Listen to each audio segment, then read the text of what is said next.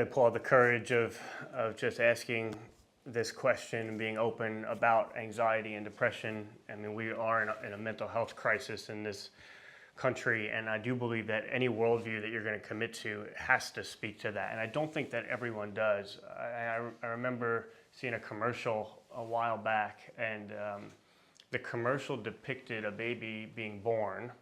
And then over the next 30 seconds, it's sort of an odd commercial, but over the next 30 seconds, this child flew through the air and went through all the different stages of life. So this kind of infant became a toddler, became an adolescent and an adult, and then started to become elderly, and then kind of became more hunched over and gray as this person now descended out of the sky and crashed into a grave dead. And then the screen went black, and words appeared across the screen and said, "Life is short. Play more Xbox." And I reacted just like that, you know, like I sort of like instinctively laughed. I'm like, that's funny. And then I was like, but that's also devastating. Like, really?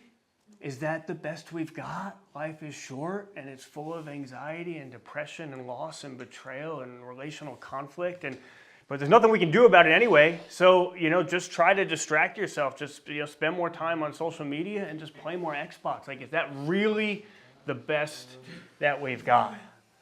And I believe that Christianity says something very different. And it says something that affirms, in one sense, those feelings of anxiety and depression, because it says that there is a large chasm between the way things are right now and the way things are supposed to be. And Christians feel that deeply too. It was C.S. Lewis who said that we're content to play in the mud because we can't imagine a holiday at the beach. We can't imagine the goodness of actually living life with God and in the community He desires, and how good that would be eternally.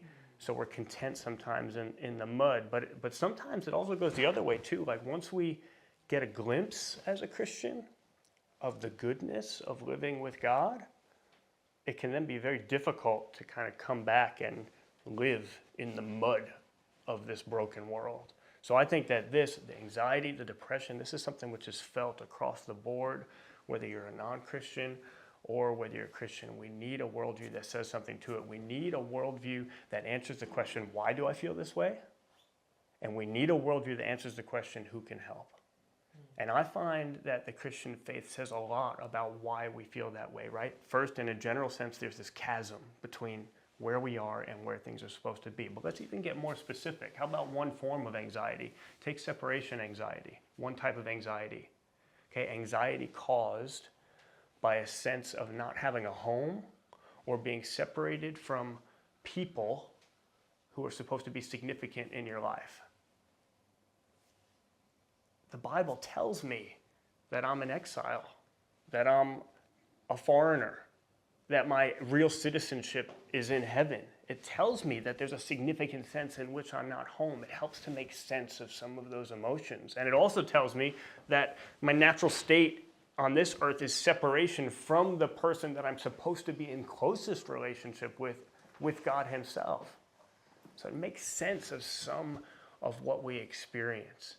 And oftentimes in the context of anxiety, we're told that what has happened is that we've overestimated our fears, that we have fears that are out of proportion with the reality of the circumstances that are causing them.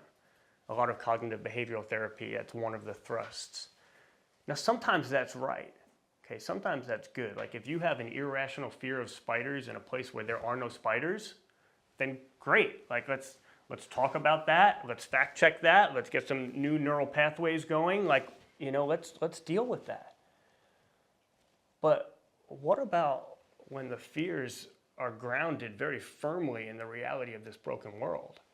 Now, what about when the fears are that the relationships that mean the most to you might not last? What about when the fears are of betrayal? What about when the fears are the hopes that you have for life are going to go unfulfilled? What about when the fear is death? What about when the fears are not overestimated, but they are very real in this broken world?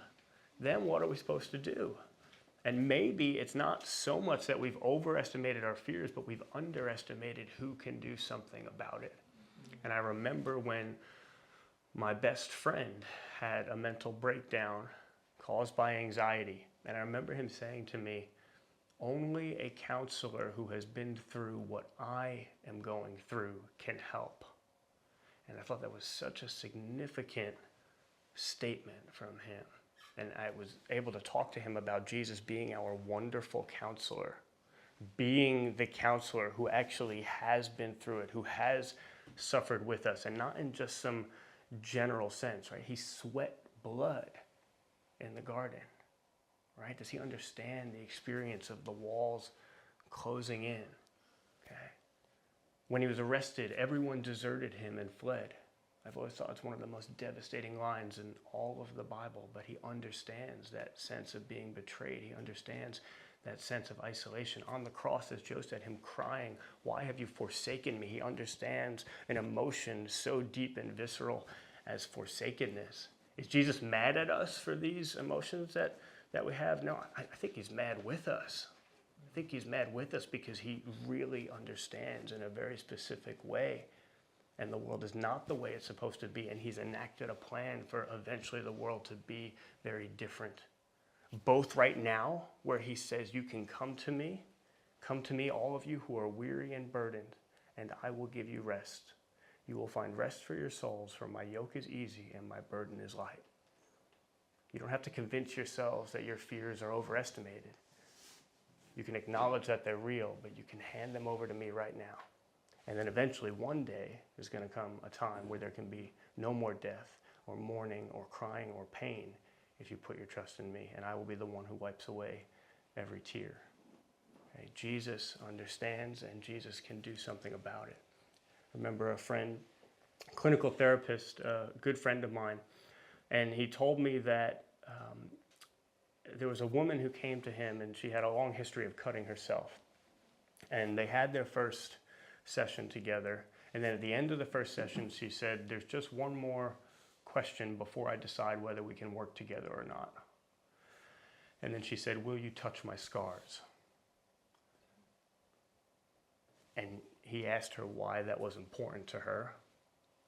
And she said, "Well, that's the only way I'll know if you really care about me, if you're willing to cross a divide to actually reach out and touch my scars and my wounds." And what my friend said to me was, he said what she was saying was, are you willing to viscerally descend into the darkness with me? Are you willing to be identified with my brokenness?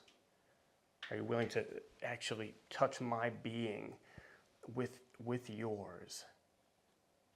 And through the process of their counseling, he had the opportunity to share with him that that is exactly what God has done. In the incarnation, God literally descends to touch our scars. He literally puts his being into our being and reaches out and is identified with our wounds.